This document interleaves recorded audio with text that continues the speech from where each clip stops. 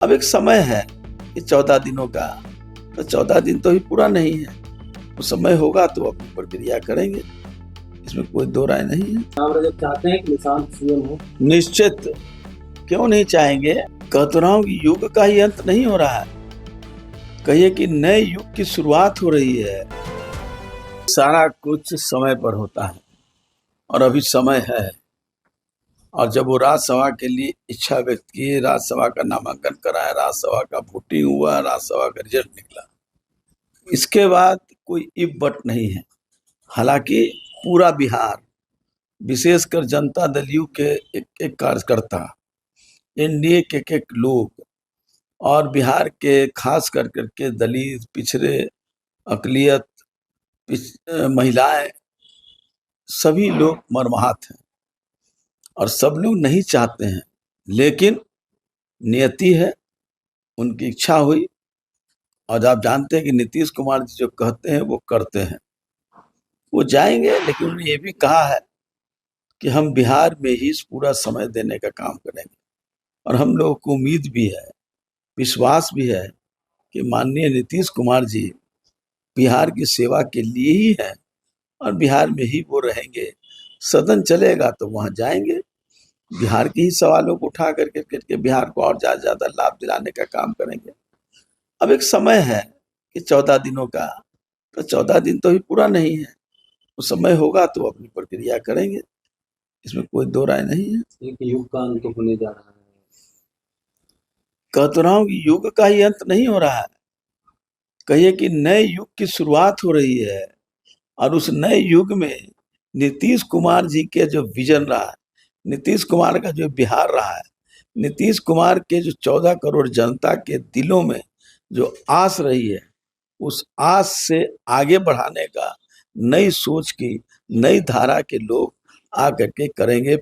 और नीतीश कुमार जी लगातार उनको समर्थन करने का काम, उनको रास्ता दिलाने का काम और उनको हर तरह से पारंगत करने का काम वो करेंगे।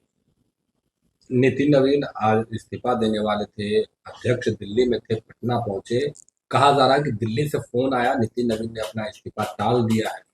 ऐसा कोई बात नहीं है, वो समय आएगा, समय पर सब लोग देंगे। जो प्रक्रिया है संवैधानिक है, वो संवैधानिक स्थितियों का सब लोग निर्वाह करेंगे और समय आने पर वो देंगे। ये कोई बहुत बड़ा इशू नहीं है। नहीं, कहा जा रहा है कि मुख्यमंत्री नीतीश कुमार और नितिन नवीन एक साथ दे इस्तीफा तो बढ़िया हो, क्योंकि विधानसभा में संख्या की बात होती है और बीजेपी के लोग नहीं चाहते कि उनके विधायक घटे सीएम के इस्तीफा होने से पहले। सवाल विधायक घटने का कहाँ है, 202 है, अपार बहुमत है। विपक्ष कहीं मुंह दिखाने के लायक भी है क्या? विपक्ष तो अपनी भूमिका भी अदा नहीं कर रहा है। वो तो सिर्फ अपने आप को किसी तरह सुख सुविधा मिले, इसकी राजनीति करता है। और नीतीश कुमार के लोग बिहार में आम जन कैसे सुख सुविधा से परिपूर्ण हो और बिहार देश में सबसे आगे आ जाए, इसके लिए है। नहीं लग रहा है आपको कि नीतीश जी की तरह जो नई युग की शुरुआत होगी वो रह पाएगा, अगला युग जो शुरू होगा? नीतीश कुमार जी का पूरा समर्थन रहेगा, नीतीश कुमार जी का ही पूरा विजन रहेगा, तो निश्चित रूप से जो आगे बढ़ा है उससे आगे बढ़ेगा। और जो विजन है उनका, बिहार को सबसे अग्रणी बनाना, वो विजन पूरा होगा। नहीं, नीतीश के बाद अब निशांत की बातें हो रही है कि निशांत जो है बिहार निशांत का बागडोर संभालेगा। निश्चित रूप से उनमें हर तरह की है उनके समाधान करने का। उनको पढ़े लिखे हैं, इंजीनियरिंग किए हुए हैं, एक सौम्य है, एक सभ्य है, पढ़े लिखे हैं, हर तरह से वो परिपूर्ण है। लेकिन ये तय करना है एनडीए को और उनको, और हमारे नेता नीतीश कुमार जी को तय करना है, उसमें हम लोग की कोई भूमिका नहीं है। श्याम रजक चाहते हैं कि निशांत सीएम हो। निश्चित, क्यों नहीं चाहेंगे, लेकिन सवाल है कि सिर्फ चाहने से नहीं होता है, सारी चीजों की परिस्थितियां देखते हुए निर्णय लेना है।